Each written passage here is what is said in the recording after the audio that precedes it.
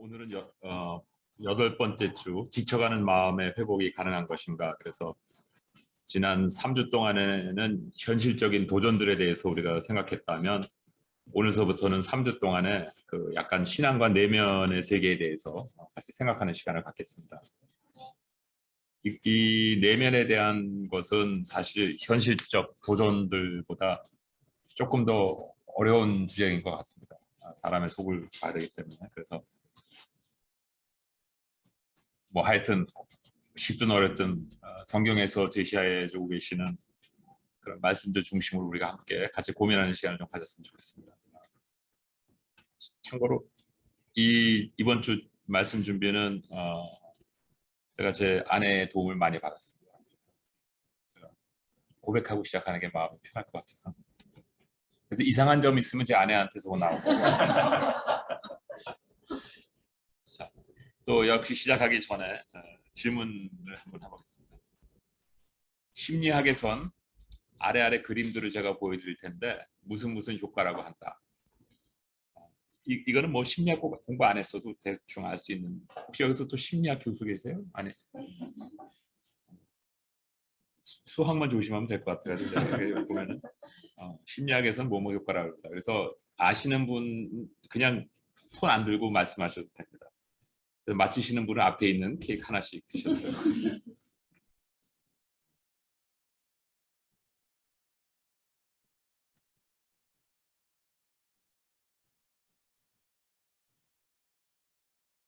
알 것 같아요?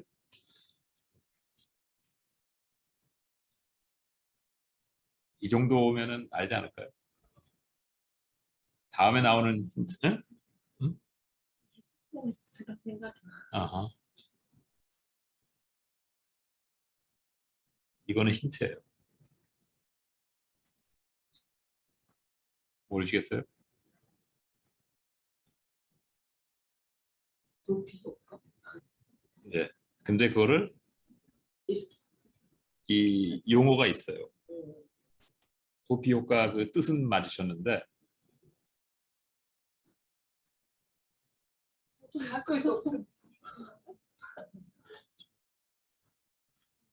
파도 효과라고 합니다.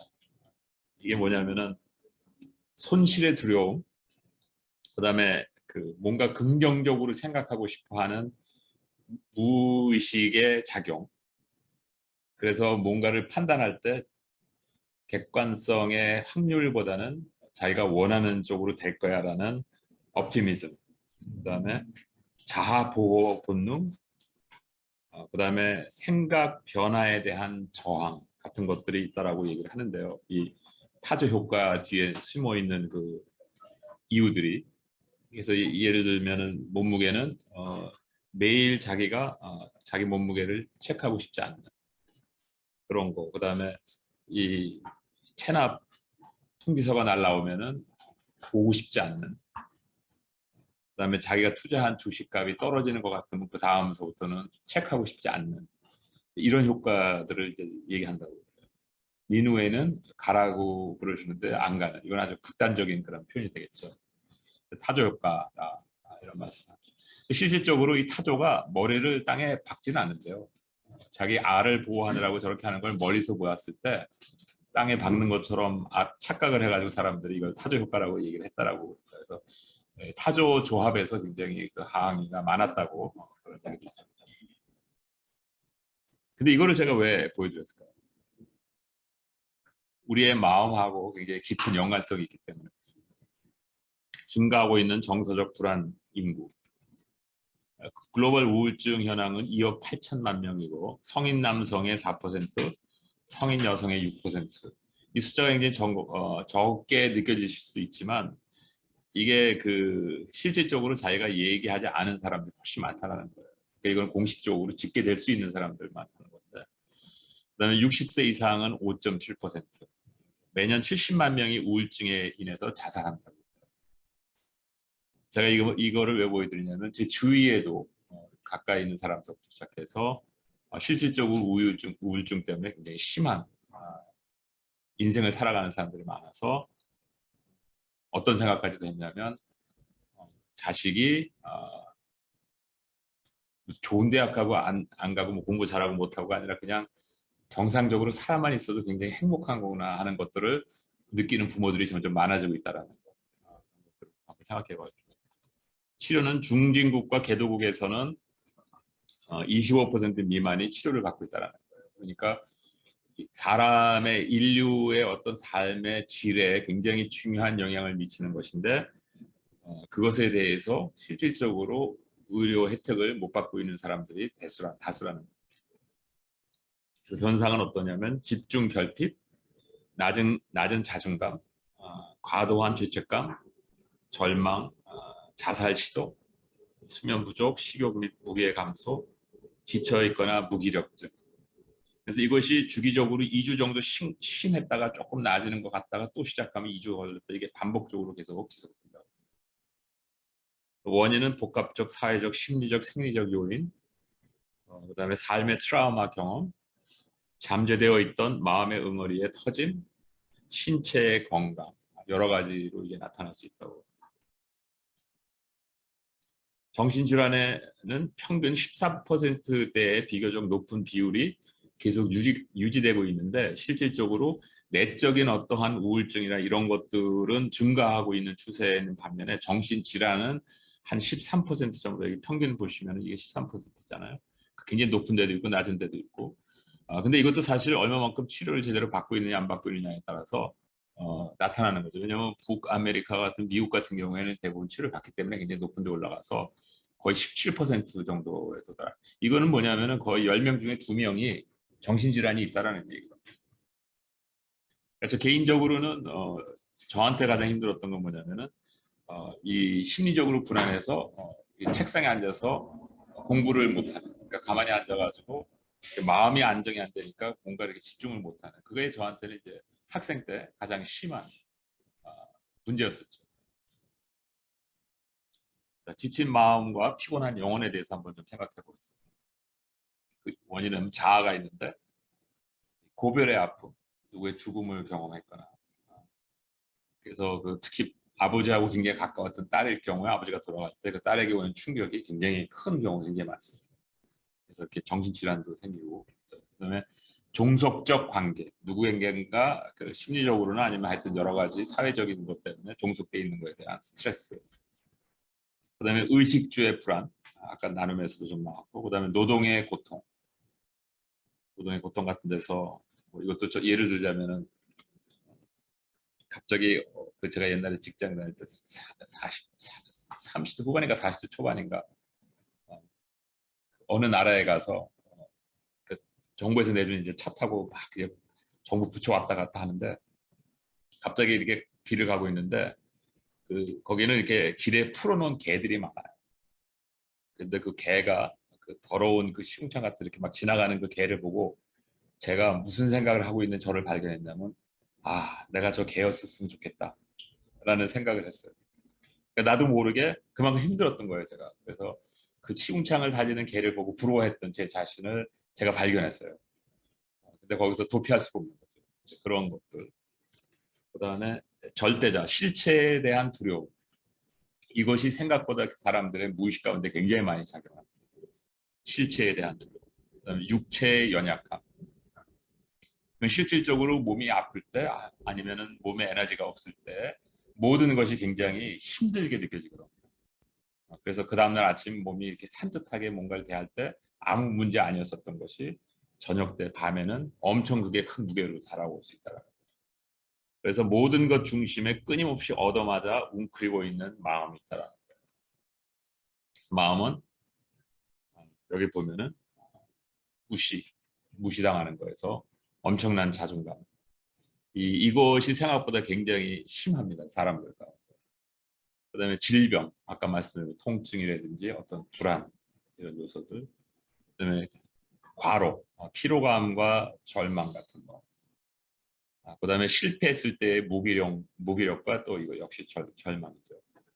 실패했을 때 한두 번 실패 아니라 3번 정도 실패하면 이제 그때는 완전히 무기력 가운데 빠져서 늪에서 이제 나오지 못하는 경우도 있고, 그다음에 고별, 상실감과 고독 같은 게 있습니다. 그래서 감당할 수 있는 용량을 초월하게 될 때 마음은 지치고 영혼은 고갈된다는 것입니다. 온도를 넘어버리면 이제 그때에서 완전히 그 자기 포기되는 그런 상황에 이제 들어갈 수 있게 된다. 자, 그럼 마음이란 생각과 감정으로 나타나는데, 그래서 우리가 그걸 느끼는데 실질적으로 그 마음이라는 것은 그 감정과 생각으로 나타나는 그 뒤에 숨어 있는 속사람이라는 것이죠. 여기 보면은 이 자기가 이제 지난 이틀이 아니라 2주 전인가 설명 들었던 거기 때문에 다시 설명을 안 드리겠는데, 여기 보면은 이런 사람의 본능에 의해서 자기가 지배를 받고 있고 자아상이 있는데, 이 자아상의 전통적 사고의 틀에 준한 원하는 자아는 이렇게 큰데 자기는 아무리 크게 부풀려 봐도 이 정도밖에 안 되는 것처럼 생각이 됐다는 거죠. 근데 실질적으로 이제 죄성이 인간이 살다 보면은 점점 자기를 짓누르기 시작하는데, 이 짓누르게 되면은 자아가 이제 깨지기 시작하고, 이 깨지는 자아를 보면서 실질적으로 계속 살다 보니까 자기가 생각했던 이 자아상마저도 현실에서 느껴지는 자아상보다도 컸었다라는 거죠. 그러니까 자기가 최소한도 나는 이 정도 되고 싶은데 현실에서 막상 느끼다 보니까 모든 사람들이 나를 대하는 게 이 정도밖에 안 된다라는 거죠. 그러면 여기서 이제 이 사람은 점점 더 깨지는 거죠. 그래서 이것도 제가 1, 2주 전에 설명을 드렸기 때문에 설명 안 드려요. 그냥 간단히만 다시, 이게 그 마음이라고 생각하시면은 쭉 들어가면 가장 그 밑에 속사람이라고 있고, 이게 속사람이 뭐냐, 이거는 오늘은 설명을 다시는 안 드리고요. 그 다음에 이것이 자의식, 내가 지금 현재 생각하고 있는 게 있고, 이거는 이제 그 위에 생각이다. 그런데 여기 보면은 제가 이 밑으로는 영적 세계, 위로는 물리적 세계라고 나눴는데, 제가 왜 이거를 생각을 물리적 세계에 놨냐면, 이 실질적으로 뇌에서 이 작용들이 일어나는데, 왜 뇌에서 이 작용들이 일어나냐면, 우리가 뇌에서 생각하는 그 자체가 사실상은 우리의 IQ를 제한시킵니다. 그러니까 내가 얼마만큼 생각을 빠르게 하고 명확하게 하고 이런 것은 우리 뇌의 구조에 의해서 지배를 받고, 그러나 그 뇌를 사용하고 있는 나는 사실 이 카운터파트가 여기 있다는 것입니다. 그래서 내가 얼마만큼 이 세상에서 정확 명료하게 사물을 인식하고 안 하고냐는 내가 타고난 그 뇌의 스트럭처에 의해서 엄청 지배를 받지만 그 자체가 나는 아니라는 것입니다. 이를 그 가장 쉽게 생각할 수 있는 방법은 뭐냐면, 여러분들이 차를 타고 다닐 때 멋있는 굉장히 큰 뭐 차를 비싼 차를 운전하고 있을 때, 사실은 그 차를 운전하는 그 차가 그 사람을 상징하는 것이 아니라 그 차 안에서 운전하고 있는 그 운전사가 그 진짜 속사람이잖아요. 그것처럼 우리는 이렇게 겉 모양을 보고 굉장히 그 사람을 과대평가할 수 있는데, 실질적으로 그 안에 속사람은 굉장히 다른 사람일 수 있다는 거예요. 그런데 우리가 결국 이 땅에 몸을 벗게 될 때에는 그 차를 내렸을 때 그 차 운전하던 사람이 나오는 게 진짜 사람이라는 것입니다. 이것은 우리가 굉장히 깊이 생각해야 될 이유가 있는 게, 왜 그러냐면, 뇌는 우리가 이 땅에서 태어날 때 우리의 DNA나 아니면 여러 가지 환경에 의해서 이제 영향을 받으면서 형성이 되고 갖고 태어난 것도 있지만, 그것이 나의 진정한 나를 디파인하는 것은 아니라는 것입니다. 우리는 보통 사람을 볼 때 그것으로 이제 한다는 거예요. 그래서 뇌가 실질적으로 그 생각이 아닌 진정한 자아는, 그래서 뭐냐면은 이 마음에서부터 우러나는 어떠한 자아가 있는데, 그 자아가 진짜 자아라는 것입니다. 그리고 이 마음에 있어서 비교하면은 여기 있는 그 찌그러진 나의 인식이 여기 있다라고 그러면 자아의식, 여기에 자아의식이 자아상이 이제 같이 있는 거다 이렇게 생각하시면 됩니다. 그 다음에 이 자기를 지배하고 있는 내 안에 있는 진짜 속에 있는 그 죄성, 이런 것들이 내 마음 중심에 자리 잡고 있다는 것이고, 그 다음에 그 이 세상에 대한 어떤 그 생각 갖고 있는 것이 실질적으로 여기에 같이 반영돼 있다는 것입니다. 자, 그런데 이것이 점점 내려가면서 못 보신 분들 위해서 이것이 점점 내려가면서 우리의 속사람을 아주 막아버리는 그런 현상이 나타나기 시작해서 삶에 대한 의지를 조이는 누적된 상실감이다 이렇게 표현할 수 있습니다. 그래서 이 그림이 지난 페이지에서 보셨던 그 그림을 다른 식으로 좀 설명드립니다. 참고로 제가 오늘 설명드리는 이거는 수백 가지 다른 방법으로 그릴 수 있습니다. 다만 이거 그리는 것은 제가 편의상 이렇게 해봤더니 제일 설명이 잘 돼서 이렇게 그냥 그리는 겁니다.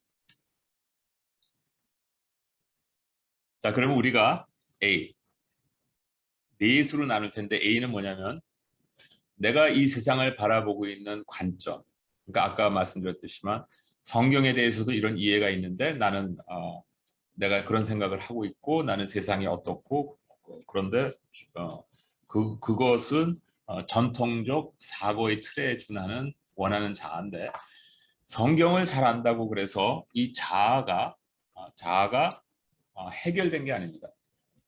왜냐하면 성경을 잘 아는 것과 하나님을 아는 것과 차이가 있거든요. 그래서 성경을 아는 것은 지식적 차원에 남겨져 있을 경우에는 이 실질적인 자아상하고 아무 상관이 없습니다. 하나님을 알게 되는 그 야다의 경험을 할 때 실질적으로 이런 것에 영향력이 미치기 때문에 그때는 굉장히 다른 이슈입니다. 그래서 여러분들이 성경을 잘 알고 무슨 문제가 있을 때 그것을 성경적으로 잘 해석하고 설명해도 그 자체는 실질적으로 여러분들의 삶에 얼마만큼 여러분들의 자아에 영향을 미치고 있는 것과 무관한 것입니다. 그 다음에 B는 뭐냐면 반복된 아픔의 경험으로 증폭된 감정인데 어떠한 것을 여러분들이 체험하게 될 때 정의 울림을 통하여 그것이 여러분들의 마음에 굉장히 크게 상처로 남게 된다는 것입니다. 그럴 때 인간의 그 무의식이 그 생각으로부터 내려오면서 그런 감정을 부인하는 그 이성의 힘이 있습니다. 그래서 여러분들이 어떤 것을 겪었을 때 그것이 여러분들에게 굉장히 큰 상처가 되는데 여러분들의 생각으로는 나는 그리스도인이기 때문에 이 정도는 충분히 감당할 수 있는 사람이야 하고 그냥 눌러버린다는 것입니다. 그러면 겉으로는 그 사람은 나는 이렇게 그리스도인으로서 정말 훌륭한 사람이야. 이런 정도도 극복할 수 있는 사람이야 이렇게 생각하는데 실질적으로 마음에서는 아니야 나 그런 사람 아니야 그러고 있다라는 것입니다. 완전히 그 둘이 따로따로 이제 놀고 있다는 거죠. 그 다음에 세 번째는 삶의 고달픔으로 인한 육체의 지침. 그래서 육체가 지쳐 있으면 제가 아까도 말씀드렸지만 엄청난 이 세상을 바라볼 때 있어서 엄청난 차이를 느끼게 된다는 것입니다. 그리고 이것이 실적으로 삶의 고달픔이나 육체의 지침이라는 것이 자기가 세상에서 굉장히 바빠가지고 정신없을 때에는 어떤 문제를 제시했을 때 그 문제가 별로 중요하게 느껴지지 않다가도 그 바쁨이 없어질 경우에 갑자기 그 사소한 문제도 굉장히 크게 증폭된다는 것입니다. 그래서 문제의 크기는 자기의 얼터너티브가 뭐냐 그 자체의 절대성보다도 뭐 이것도 또 제가 그 비유로 말씀드리고 오늘 제가 상당히 제 자신을 많이 노출시키는데 굉장히 좀 위험하지만 그럼에도 불구하고 뭐 이제 제가 퇴직했는데 여러분들이 저한테 어떻게 하겠어요, 그렇죠? 그래서 그 뭐냐면은 제가 그 직장에서 바쁘게 지내고 그럴 때는 이 세상에 아무것도 두려운 게 없는 것 같아요. 그냥 뭐 정신없이 뭐 전화할 때 다 하고 막 그러다가도 이틀만 휴가 받아서 집에 딱 있잖아요. 그러면 제가 전화를 아무한테도 못해요. 무서워서. 그러니까 굉장히 그러한 이 세상에서 내가 얼터너티브가 굉장히 힘들 때는 제 레벨이 굉장히 많이 앞돼 있다가도 집에 와서 그걸 탁 놓는 순간 내 자신도 굉장히 탁 완전히 땅으로 떨어져 가지고 옆에 있는 사람들한테도 전화를 못할 정도로 무기력해지는 내 자신이. 그럴 때는 이제 해결 방법이 뭐냐면 제 아내한테 부탁합니다. 제가 이제 집에 가서 어떻게 혼날라고 이제 여기서 이렇게. 자, 그 다음에 네 번째는 뭐냐면 이 속사람. 이 속사람이 망가지기 시작하면 그 사람은 이제 일으킬 수가 없다는 거예요. 그 속사람, 사람의 심령이 상하면 그것을 누가 일으키겠느냐 하고 실질적으로 잠언에서 얘기하고 있어요. 여기서 잠언에서 얘기하는 건 뭐냐면 몸이 아플 경우에는 이 속사람이 건강할 때는 이겨낼 수 있다라는 거예요. 그런데 이 속사람이 이제 숨이 막혀가지고 찌그러들기 시작하면은 일어날 수가 없다는 거예요. 자, 그렇다면 우리가 이제 A, B, C, D를 가지고 성경에서는 어떤 관점으로 또 이런 이것이 무슨 뭐를 의미하는지 짧게 한번 생각해 보겠습니다. A부터 한번 생각해 보면 이게 약간 난해하게 제가 설명을 했습니다. 왜냐하면은 준비하다 보니까 순서가 그렇게 돼서 할 수 없이 했는데 하여튼 마음에 걸리게 되는 과부하와 자기 성찰을 한번 생각해 보면은 자, 지쳐가는 마음이 있는데 이 지쳐가는 마음은 주로 아까 말씀드린 것처럼 사람은 이 세상을 바라볼 때 이 세상에 실질적으로 있는 그대로를 바라보는 게 아니라 이 세상을 자기의 머릿속에 이미지로 만들어냅니다. 그래서 내가 이 세상을 이해하는 것은 내 안에 있는 이미지에 의해서 이해하는 것이지 실질적으로 바깥에 뭐가 있는지에 대해서는 우리가 눈으로 들어오는 그 빛의 반사에 의해서 저장되는 그 리플렉션을 가지고 이미지가 형성된다는 것입니다. 이것에 대해서도 뭐 간접적으로 굉장히 많이 설명할 수가 있어요. 여러분 관심 있으시면은 그 뉴로사이언스에 대한 렉처들이 굉장히 많거든요. 거기 들어가서 보시면은 예를 들어서 장님이었었던 사람이 지난번에 말씀드렸지만 평생 장님이었었던 사람이 나이가 50이 돼서 갑자기 눈을 보게 됐는데 눈을 봐도 안 보이는 거예요. 걷지를 못하는 거예요. 왜냐하면 이게 리플렉션이 자기 마음에 없기 때문에. 여러분들이 어렸을 때 태어났을 때 딱 태어나는 순간 이 세상이 이렇게 생겼구나 이러지 않았잖아요. 그렇죠? 점진적으로 그 세상에 여러분들의 이미지가 형성되기 시작했다. 그리고 이거 실질적으로 양자 물리학 쪽에서도 그것에 대해서 약간 서로 상통하는 그런 증명들이 있습니다. 하여튼 중요한 것은 퀀텀 필드 시리 같은 것이 이제 예를 들어서 그런 거죠. 자, 보면은 그런데 이러한 세상에 의해서 내가 만들어 놓은 이 세상에 대한 이미지 안에서 내가 존재하는 것이고 이 내가 존재하는 것은 과거와 미래에 내가 거쳐가는 모든 것들에 의해서 미래에 겪게 될 수 있는 일에 대한 과도한 두려움과 염려 때문에 불안하다는 거예요. 그래서 특히 이 불안이 엄습할 때는 언제냐면 밤에 자다가 깼을 때. 그럴 때 굉장히 이런 것들이 좀 강하죠. 보통. 그 다음에 현재 견뎌내야 하는 고통에 마음이 눌려있는. 이거는 뭐냐면은 뭐 아침이든 저녁이든 밤이든 상관없이 실질적으로 지금 진행형이기 때문에 계속 그것에 대해서 자기가 어떻게 해야 될지 몰라서 진짜 몸이 녹아져 버리는 것 같은 통증이 느껴지는 것이죠. 과거 체험에 대한 원인, 해석 및 결론이 부분적으로 주관적이며 지쳐가는 마음에는 더 큰 상처로 남을 수 있다는 거예요. 그래서 과거에 자기가 있었던 어떤 그런 충격 이런 것들 때문에 사실은 이것도 더 크게 증폭되는 것이죠. 살다가 보면은 에이 설마 나한테 저런 일이 생겨 이랬는데 진짜 생기거든요. 이것도 한 번이 아니라 계속 반복적으로 그러다가 보면 나중에는 모든 것이 두려운 거예요. 야 내가 이런 일도 상상도 못했는데 이런 일이 생기는데 그러면 앞으로도 계속 이런 일이 생길 거 아니야 하는 그런 두려움이 생기는 게 굉장히 만연하다라는 것이죠. 근데 보통 사람들은 자기한테만 그럴 줄 알았는데 그게 아니라 상당히 많은 사람들이 공통적으로 이제 느껴진다는 거죠. 여러 가지 이렇게 상담을 하다 보면은 사람들 중에 저보다 훨씬 더 어려운 인생을 사는 청년들도 굉장히 많아요.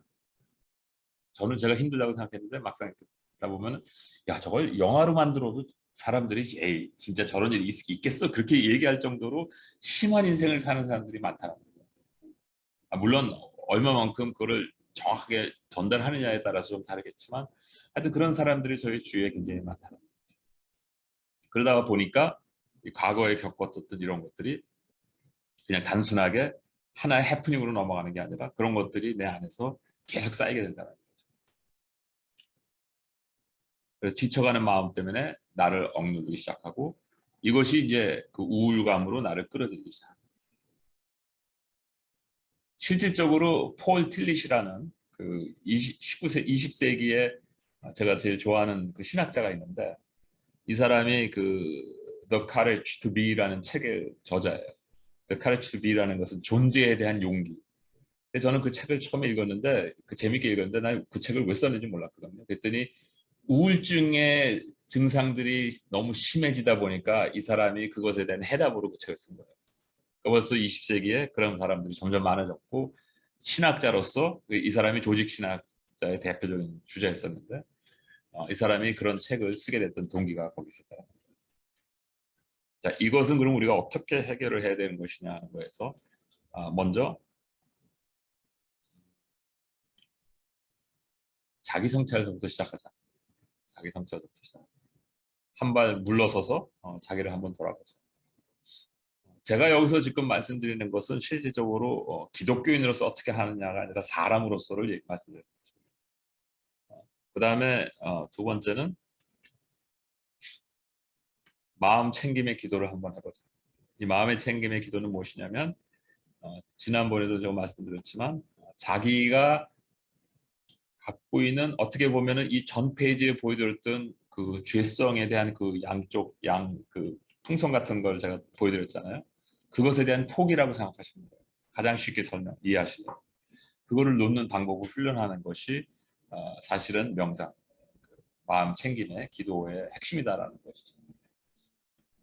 제가 지금 여기까지만 여러분들이 들으면 여기가 지금 불교인지 아니면 기독교인지 전혀 차이가 없습니다. 근데 상관없어요. 왜냐하면 저는 그냥 이렇게 하면 좋다라는 걸 봤어요. 그다음 세 번째는 관상 기도를 하자. 이것은 바로 뭐냐면 예수, 나의 주는 물은 그 속에서 영생하도록 솟아나는 샘물이 됩니다. 이것이 모든 종교와 기독교와의 차이입니다. 모든 종교뿐만이 아니라 일반 사람들과 기독교인의 차이는 바로 뭐냐면 우리에게는 예수 그리스도가 있다. 예수 그리스도가 여러분들이 어떤 성경 공부에 가서 어떠한 질문을 해도 예수 그리스도 그러면 그 답이 틀릴 수가 없어요. 왜 그런지 아세요? 성경의 처음부터 끝까지가 예수 그리스도예요. 다른 거 없습니다. 모든 게 다 예수 그리스도로 통하게 됐어요. 그러니까 그만큼 예수 그리스도가 중요한 거예요. 그래서 여러분들이 진정으로 예수 그리스도와의 그 만남을 이루실 수 있다면, 그래서 그 만남을 통해서 여러분들이 여러분들의 여러 가지 문제점들의 해결말의 시작이 될 수 있습니다. 오늘 제가 하는 것은 이런 팩트를 말씀드리는 것이 실질적으로 프랙티스를 하고 그다음에 그 신앙에 어떻게 해서 우리가 커질 수 있는지 이런 것에 대해서는 오늘 얘기하지 않습니다. 왜냐하면 그거는 매주 같이 하는 성경 공부를 통해서 할 수 있는 것입니다. 자, B. 우리 마음과 영혼. 우리는 영과 육의 혼합체입니다. 그래서 그 혼이라는 것이 있는데 보통 일반적으로 사람들이 생각할 때 영과 육이 있으면은 혼은 그러면은 별도냐? 그럼 혼은 영에 속해 있느냐 아니면 육에 속해 있느냐 이런 얘기를 많이 합니다. 근데 혼은 영과 육이 합쳐졌을 때 나타나는 이 현상이 혼이기 때문에 이것은 영에도 속해 있지 않고 육에도 속해 있지 않는 것입니다. 여러분들이 그 가장 제가 생각할 수 있는 가장 좋은 비유는 뭐였었냐면 저하고 성경 공부 오래 했던 분들은 그 해답을 아시겠지만 제가 플래시라이트를 가지고 우주에서 플래시라이트를 딱 키면 밝아집니까 안 밝아집니까? 여기서 또 예수 그리스도 그러지 마세요. 밝아집니까 안 밝아집니까? 안 밝아지죠. 왜 안 밝아집니까? 반사되는 데가 없으니까. 반사돼서 우리 눈에 들어와야지 밝은 거잖아요. 그렇죠? 반사되는 게 없으니까. 근데 이런 벽을 갖다가 이 방이 지금 밝은 이유는 뭐냐면 벽이 있어서 빛이 반사돼서 내 눈에 들어와서 밝은 거잖아요. 자, 그렇다면 혼은 무엇이냐면 이 빛을 영이라고 생각하시면은 이 벽을 육이라고 생각하시면 돼요. 그러면 혼은 뭐냐면 밝은 거예요. 무슨 얘기인지 아시겠죠? 그래서 누가 나한테 혼은 영에 속해 있느냐 육에 속해 있냐 그러면은 영은 빛의 소스고 육은 빛이 반사돼서 밝게 하는 것인데 혼은 밝은 거거든요. 이게 굉장히 다른 개념이라는 거예요. 그래서 우리가 나라는 것을 얘기할 때는 밝은 것을 얘기하는 것이지 빛의 소스를 얘기하는 것도 아니고 이런 반사의 벽을 얘기하는 것도 아니야. 아시겠죠? 제가 생각해낼 수 있는 가장 좋은 비유인 것 같아요. 그 다음에 그런 나의 혼은 지정의로 의해서 define 된다는 거죠. 그리고 지식과 체험은 다릅니다. 지식은 기능적 역할에 도움을 주는 것이고 체험은 성경에서 얘기하고 있는 야다의 개념입니다. 안다라는 개념. 그래서 자의식, 감정, 나의 속사람이 이 체험, 야다의 개념이지 지식은 굉장히 기능적 역할을 한다는 것입니다. 근데 제가 이거를 특별히 여기다 왜 더 써놨냐면 AI가 점점 더 그 활성화될 때 이제 여러분들이 접하게 될 것은 이겁니다. 이 부분이 아니라는 거죠. 그래서 그거에 대해서 여러분들이 이해를 하셔야 되는 거를 말씀드리기 위해서. 자, 그러면은 여기 보시면은 제가 또 이 컴퓨터 그 AI 공학 교수가 있는데 앞에서 조금 주름을 잡아봤습니다. 강의가 점점 힘들어지는 것 같아요. 전공 분야 사람들이 많아서. 근데 할 수 없죠. 뭐 어떡하겠어요. 그렇죠? 제가 지금 말하니까 틀려도 아무 말 못하고 있는 거예요.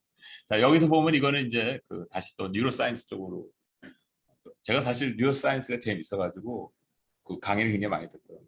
대학교 그 강의 올라온 것도 첨가하고 그렇습니다. 보시면은 여기 보면은 이제 여기가 그 오각 처리와 지성 활동 지, 그다음에 그 심리적 감성 정보 처리, 이것은 정하고는 다른 개념입니다. 근데 하여튼 심리적 감성 정보 처리가 있고 활동으로의 전달 조절, 그다음에 이거는 이제 생리적 반응이라는 것인데, 이건 뭐냐면 내가 이제 예를 들어서 넘어졌단 말이에요. 넘어지면은 그거를 얘기하기 전에 여기서 한번 봅시다. 여기서 보면 상황 발생, 그러면 이제 특정 상황하고 내가 있었던 그 상황은 이제 비교가 되잖아요. 근데 과거에 그런 상황이 없었다 그러면 이거는 이제 빠지는 거죠. 그러면은 인식 집중, 이거는 제가 그 첨강하면서 빼온 겁니다. 그래서 이 레퍼런스를 써놨는데 허가는 받지 않고 그냥 그림을 제가 따로 그린 거예요. 이 얘기는 제가 왜 드리냐면은 불만이 있으면 이분한테 연락해서 처리하시라는 거예요. 그다음에 생각의 변화와 반응 혹은 대응인데, 이것은 무엇이냐면 비유를 한번 들어보겠습니다. 제가 넘어졌어요. 어렸을 때 한번 넘어졌거든요. 막 뛰어가다가 그때 저희 아버님 어머님이 뒤에 쫓아오고 계셨어요. 상황 발생. 근데 그때 전까지만 해도 내가 과거에 넘어졌을 때 내가 어떻게 반응했는지 기억이 전혀 안 났어요. 다만 학교에서 넘어졌을 때 아무 생각이 없었는데 뒤에 부모님이 오신다라는 것 때문에 저한테는 이 특정 상황하고 레퍼런스 할 수가 없었어요. 그래서 인식이 집중했어요. 내가 넘어졌다. 그러고 나서 이제 무슨 생각을 했냐면 내가 이 상황에서 어떻게 해야 되는 것인가. 약간 부모님이 보시는데 무안하기도 하고 아픈 것 같기도 하고 안 아픈 것 같기도 하고 어떻게 대응해야 될 것인가 하는 순간 울어야 되겠다 하는 생각이 나서 울은 거예요. 반응. 무슨 얘기인지 아시겠죠? 그러니까 어떻게 했습니까? 그때 저희 어머님이 막 뛰어오셔가지고 난리를 치신 거죠. 우리 뭐 귀한 아들, 뭐 세상에서 제일 귀한 아들이 넘어졌냐 어쩌고 저쩌고. 그렇게까지는 말씀 안 하셨는데 하여튼 뭐 그런 반응을 주심으로 말미암아 제가 어떤 생각을 했겠습니까? 올바른 선택이었구나. 올바른 선택이었구나. 그러면 그 다음서부터는 제가 넘어지면 어떻게 했겠습니까? 우는 거예요, 무조건. 그래서 스스로 재평가해서 그 다음서부터는 역시 우는 거예요. 스스로. 그래서 제가 넘어질 때마다 요새도 울라고. 자, 이 얘기를 왜 드리냐면 이 요새 그 심리 치료하는 사람들이 스스로 재평가하기 함으로 말미암아 이 우울증에서 해방을 시키는 cognitive therapy라는 쪽에서 지금 그걸 많이 연구하고 있어요. 이 얘기는 뭐냐면 우리도 스스로가 이런 프로세스를 통해서 내가 어떤 일을 닥쳤을 때 내가 이거를 지금 꼭 이렇게 슬퍼해야 되는 것인지, 내가 이 일을 왜 슬퍼하기 시작했는지, 이런 것들을 한번 생각해 보라고. 근데 실질적으로 제가 물론 넘어졌을 때 그런 생각은 했지만 저는 어렸을 때부터 이 살아있다는 게 너무 힘들었던 사람이거든요. 그래서 내가 왜 살고 있는지에 대한 해답을 못 얻어가지고 굉장히 힘들어했던 사람. 유치원 가기 전에 저희 어머니한테 나를 이 세상에 왜 태어나게 했냐고, 내 의지에 관계없이 그랬다가 굉장히 야단 맞았던 경험이 있거든요. 그래서 그 다음부터는 어떻게 하겠습니까? 절대 그 질문 안 하죠. 그 대신 뭐 합니까? 혼자 이제 고생하는 거예요. 혼자 고생.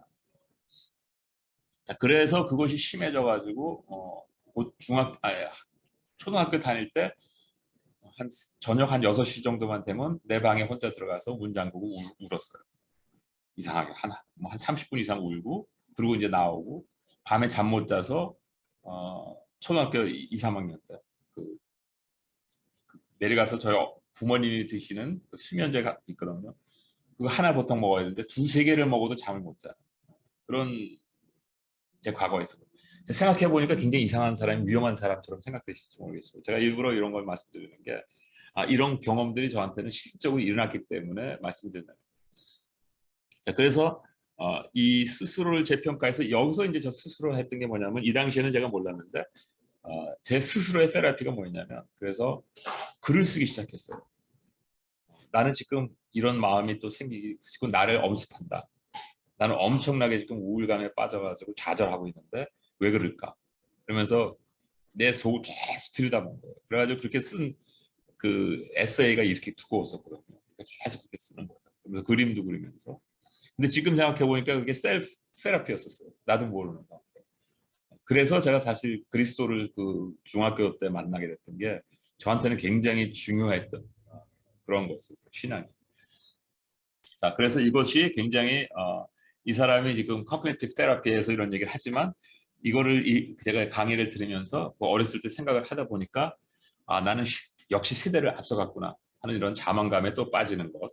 이것도 이제 스스로 또 재평가해야 되는 그런 문제라는 거죠. 자, 그 다음에 이제 제가 이 말씀은 왜 드리냐면 이 강의를 제가 굉장히 진짜 도움을 많이 받았는데 이 강의는 이 자아의식의 뿌리가 이분이 이분도 그 뉴로 사이언티스트인데 어느 대학교 교수인지 제가 잊어버렸어요. 근데 이분이 그 연구한 결과는 뭐냐면 이분은 그 극심한 우울증 이 어디에 그 뇌의 어디에서 그러니까 이런 쪽에서 일반적으로 나타나는 그런 액티비티보다도 뇌의 어디를 찔렀을 때 자살하고 싶어하는 충동이 생기느냐를 아이덴티파하는 사람. 근데 바로 이 부분이라는 거예요.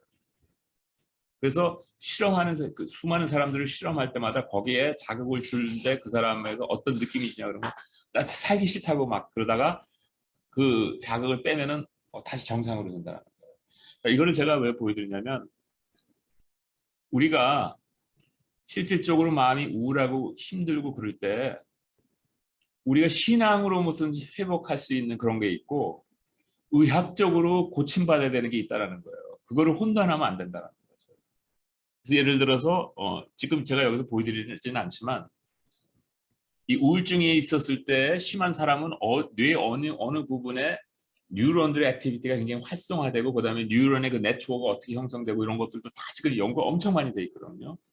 그런 것들이 다 있는데 실질적으로 내 영혼의 어떤 내 마음의 문제와 그러한 것이 일치가 되는 거거든요.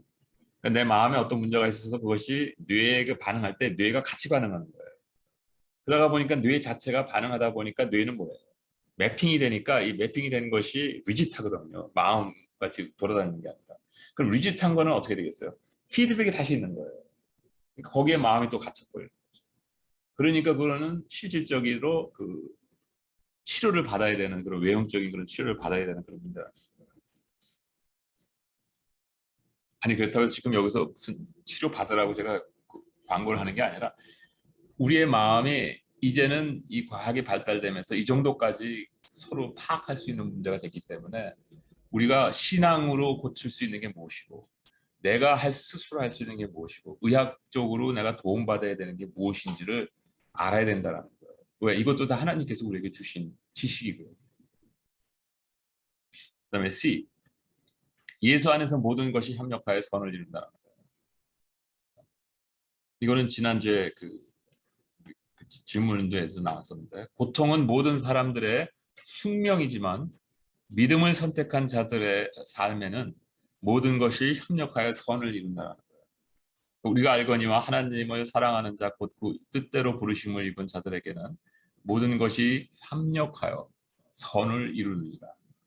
이것은 또 역시 제 경험을 통해서 입증되는 그런 것 같습니다.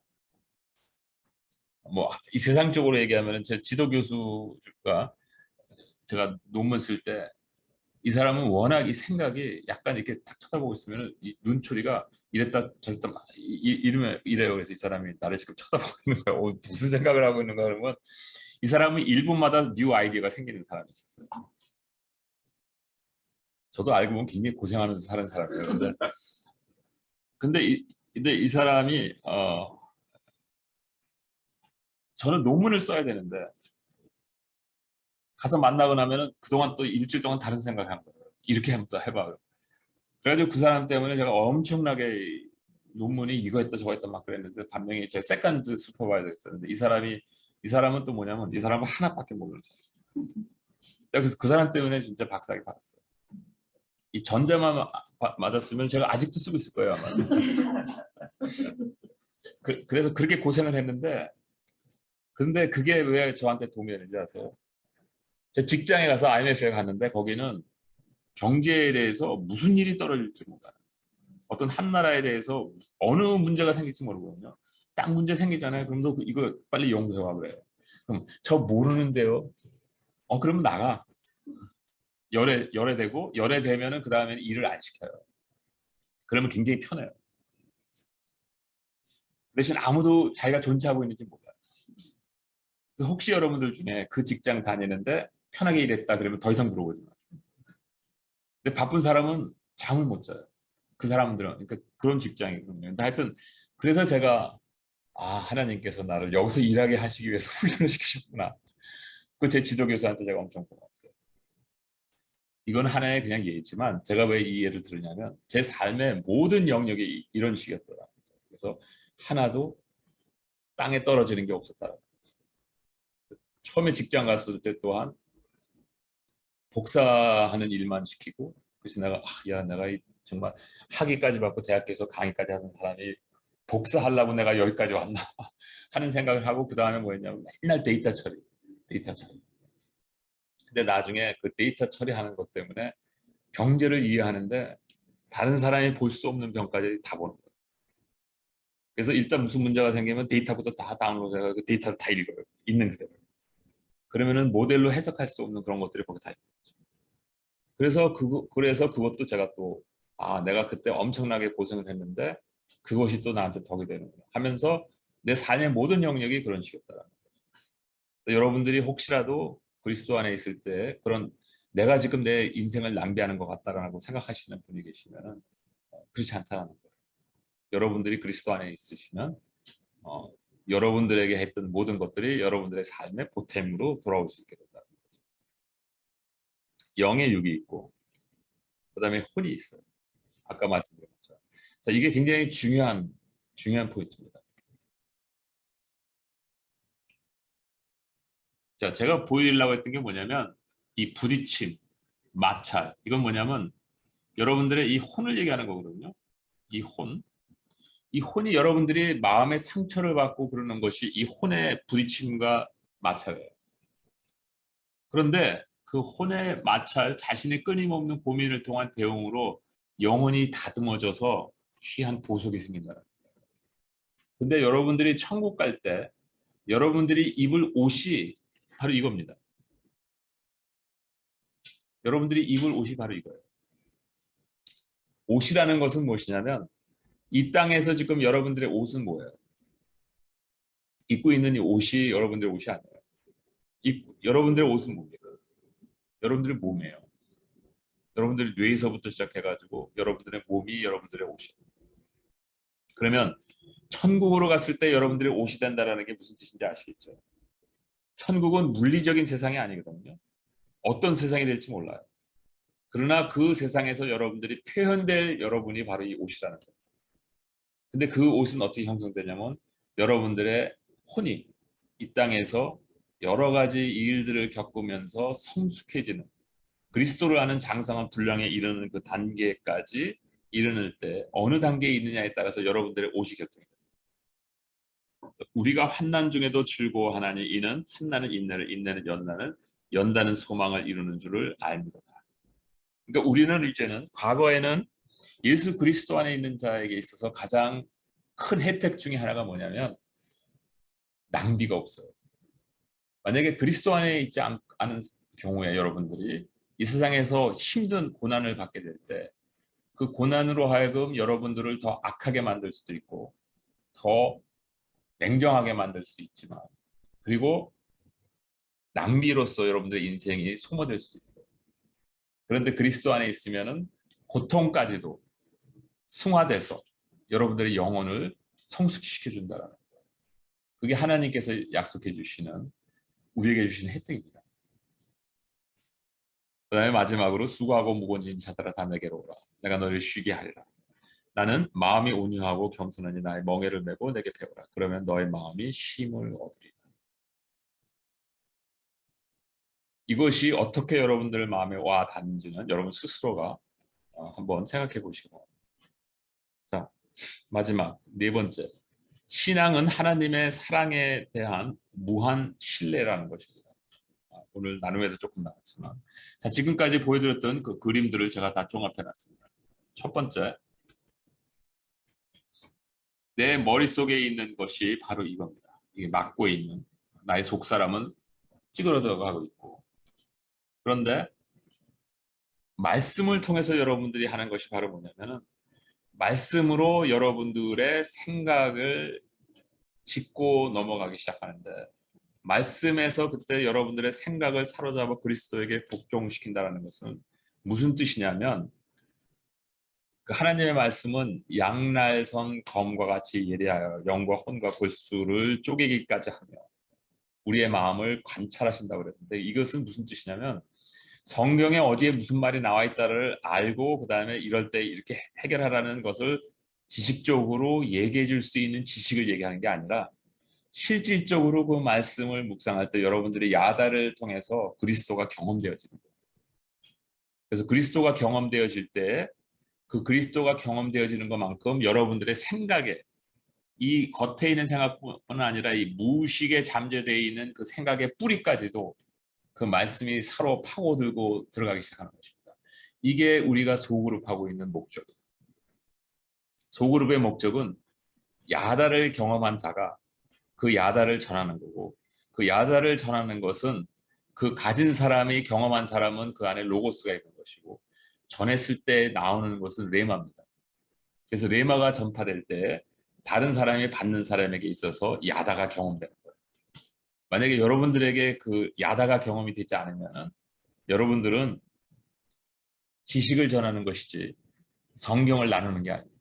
그래서 소그룹의 우리 가장 중요한 목적은 바로 생명을 전하는 일이라는 거예요. 근데 그 생명을 전할 때 여러분들의 속에 깊이 빠져 있는 파고 들어가 있는 이 세상에 대한 잘못된 생각들, 관점들을 하나하나 끄집어내는 게 성경의 말씀의 능력입니다. 그랬을 때 믿음으로 여러분들이 이 세상이 다르게 보이기 시작하고 이 바로 믿음이 여러분들의 속사람에게 영향을 미치기 시작합니다. 그다음에 두 번째는 뭐냐면 아까 제가 보여드렸던 이 절망, 걱정과 근심에 사로잡혀 있는 이 절망 가운데 역시 또 이 마음속에 깊이 들어가고 있는데 이것에 대한 해답은 뭐냐면 썩지 않고 더럽지 않고 쇠하지 아니하는 기업을 있게 하시나니 우리 나눔에도 여기 나왔었죠. 예수 그리스도를 믿었을 때 우리의 삶에 있어서 이것이 이 땅에서 뭐 축복받다 안 받는다 그다음에 천국 간다 안 갖는다의 이슈를 완전히 떠나는 겁니다. 어떤 것이냐면 내가 이 땅에서 이제는 하나님의 피조물로서 하나님의 존귀한 피조물로서 태어났다는 그 사실에 대한 깨달음이 또 역시 야답니다. 그것 때문에 나의 삶에 내가 생존하고 있다는 이 자체의 귀중함을 깨닫게 되는 것입니다. 이것이 아까 그 또 나눔 가운데서 나왔지만 아브라함에게 나타나셔서 하셨던 이 하나님의 말씀은 무엇이냐면 내가 너의 뭐라고 그랬습니까? 지극히 큰 상급이니라 말씀하셨습니다. 그러니까 지극히 큰 상급. 이게 바로 하나님을 아는 야다라는 거예요. 그랬을 때 그러한 야다를 우리 마음에 알게 될 때 우리는 어떻게 됩니까? 하나님이 우리에게 주신 것은 두려워하는 마음이 아니요 오직 능력과 사랑과 근신하는 마음입니다. 오직 능력과 사랑과 근신하는 마음. 이랬을 때 우리는 어떻게 되냐면 이것이 바로 우리에게 소망으로 작용하면서 내 속사람을 일으켜줍니다. 그래서 우리는 이 땅에서 날로 날로 새하지만 내 속사람은 날로 날로 새로워진도다. 사도 바울의 고백이 여기서 나오는 거고, 이것이 바로 그 사도 바울의 속사람을 항상 낙심치 않고 일으켜줄 수 있었던 비결이라는 거예요. 마지막, 자기 아들을 아끼지 아니하고 우리 모든 사람을 위하여 내어주신 이가 어찌 그 아들과 함께 모든 것을 우리에게 주지 아니하시겠느냐. 이런 하나님에 대한 무한 신뢰입니다. 그것이 십자가의 경험을 통해서 나오는 것이고, 이 십자가의 사랑이 경험될 때, 그랬을 때 비로소 이 속사람이 바뀝니다. 그래서 성경에서 믿음, 소망, 사랑 이 세 가지는 항상 있을 것인데 그 중에 제일은 사랑입니다. 그래서 예수 그리스도 안에서 지금 사도 바울이 고백하고 있는 이 믿는 사람에게 있어서 믿음, 소망, 사랑, 이것이 바로 무엇이냐면 믿지 않는 사람과, 즉 예수 그리스도가 있는 사람과 예수 그리스도가 없는 사람의 가장 큰 차이가 바로 뭐냐면 우리 속 사람에게, 우리에게는 믿음, 소망, 사랑이 있다는 것입니다. 이 믿음, 소망, 사랑이 우리의 찌그러져 가고 죽어가던 우리의 속 사람을 다시 회생시키는 것입니다.